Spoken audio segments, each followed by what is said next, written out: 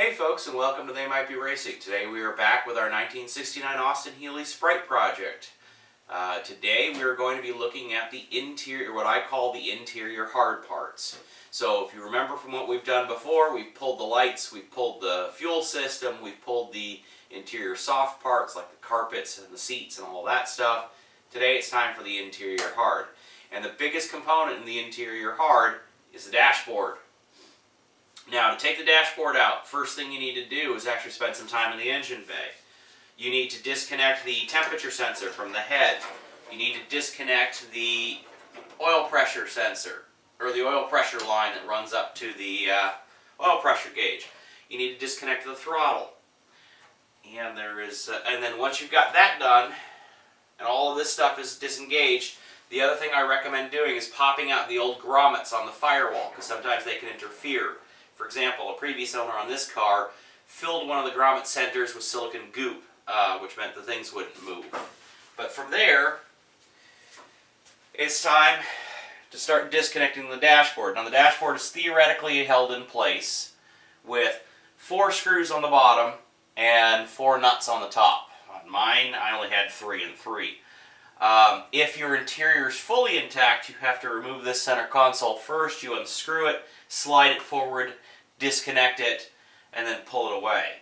Now, one of the tricks that I have for when you have to lay inside of a car, and you will have to remove this dashboard, is you take some of these anti-fatigue mat foam panels and you just lay them down in the interior. That gives you something to lie on that won't kink your back or kink your neck. The other thing is because of the angle at the nuts in the back here, if you got an old pillow, it's also very useful to put behind your head so you get the right angle without straining yourself. Now, the 4 screws on the bottom are really easy to get to. They're very obvious. They're on these tabs. The 4 nuts across the top, not so obvious. 3 of them are really easily accessible from the passenger side. There's one here, and one here, roughly. The last one is over on the driver's side, and it's the hardest one to get to. So do these 3 first, do that one last. Now, the other thing I had to do is remove the steering wheel. We hadn't done that yet. And the cowl cover on this particular car is a little messed up. It's not connected correctly, etc., so it's interfering a little bit with the removal. But once you've got the 4 out, slide the dash forward here.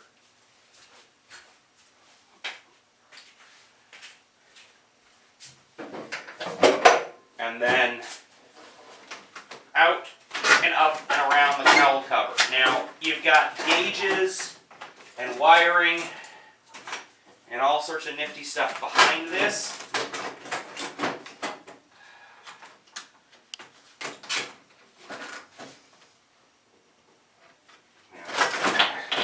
I just found a DPO bodge I got to deal with.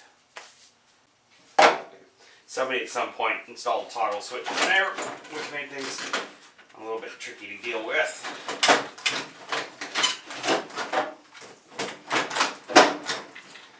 And it's still interfering. What a pain in the bucket. I love people.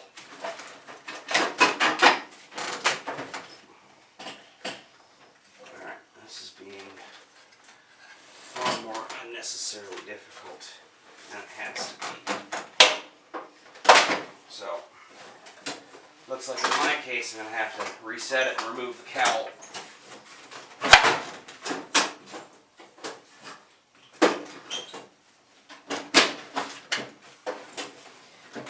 Now, may this be a lesson. Always be prepared to deal with somebody else's problems. Okay, pop the old cowl out, and that should make things far more simple to remove. You have to be very careful of your levers here. Something sliding.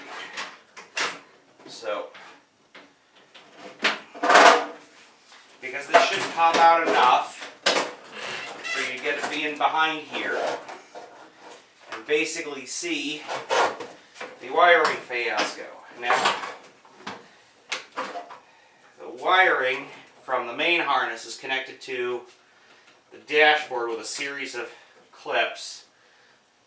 In this case, what you want to do is remove all these connectors rather than do any sort of wiring snipping. If at all endeavor possible, because these are proper harnesses. There we go. There's those guys. And that guy. Okay.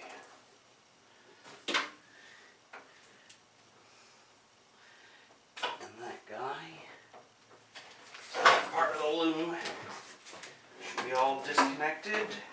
Of course, there are always a couple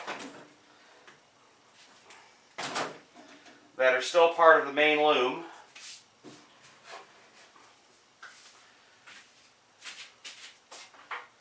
So, when you've got a connector that's hooked into the main loom and attached to something on the back, in this case it is the tachometer, you always want to mark what it came off of.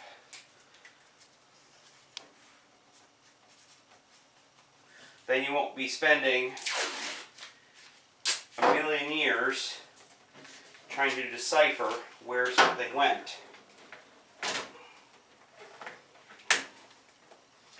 And providing this particular harness hasn't been too badly bodged, it looks like the lion's share of it is to the dash right here.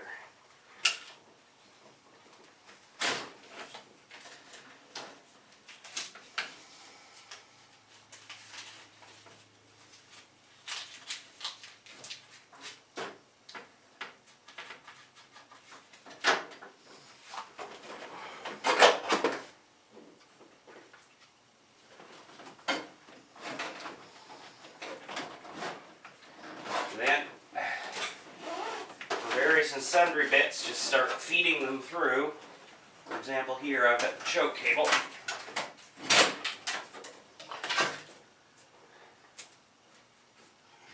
And the more you get disconnected, the further away you'll be able to pull the dash.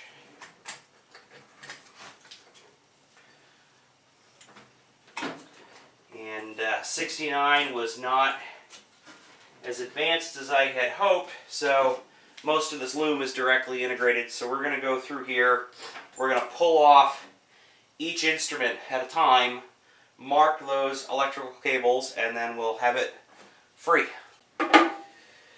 So you can see the dash is completely out.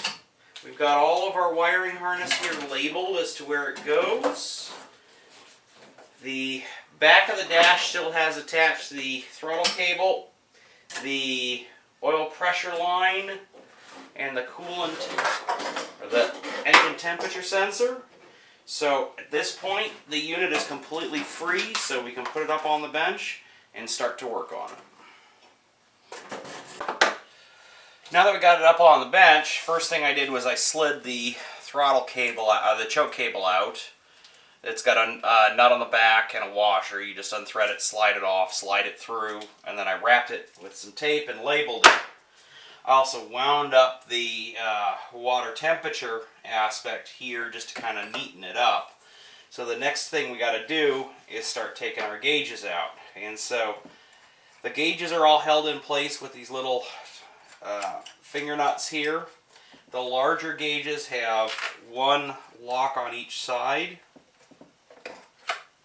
Looks like that.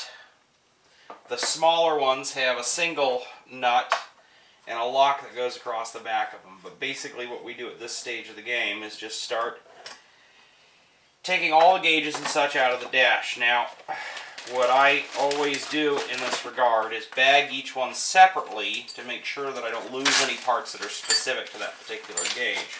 So in this case I'm removing, which is the speedometer. Yep. And so I put the two hold downs in there, and the trick to getting the gauges out is just very slowly rotating and pushing forward. There we got our speedometer gauge out. And from here, it's just kind of a rinse, lather, and repeat at this stage. So we're going to go through, and for each item that is mounted on this dashboard, we're going to remove whatever fastener it has on the back, whether it's these wraparound washers, or it's these snap hold downs, or it's these knobs. And we're going to get this dash completely uncluttered with gauges and such. And then we're going to strip the dash down. Now, the front of this dash is kind of crusty. It's seen much better days. It's got a big crack on the front. So we're actually going to rip all of this off, and we are going to order new. But in the meantime, we are going to strip it down, sandblast it, repaint it. Now, once you have it off, here's the thing that you can see. There's the 4 studs across the top that hold the nuts that hold it across the top of the dashboard. And then these are the supports that screw across the bottom. You can see I'm missing one. But at any rate, for now, we're going to strip all this down, and then we are going to start rebuilding.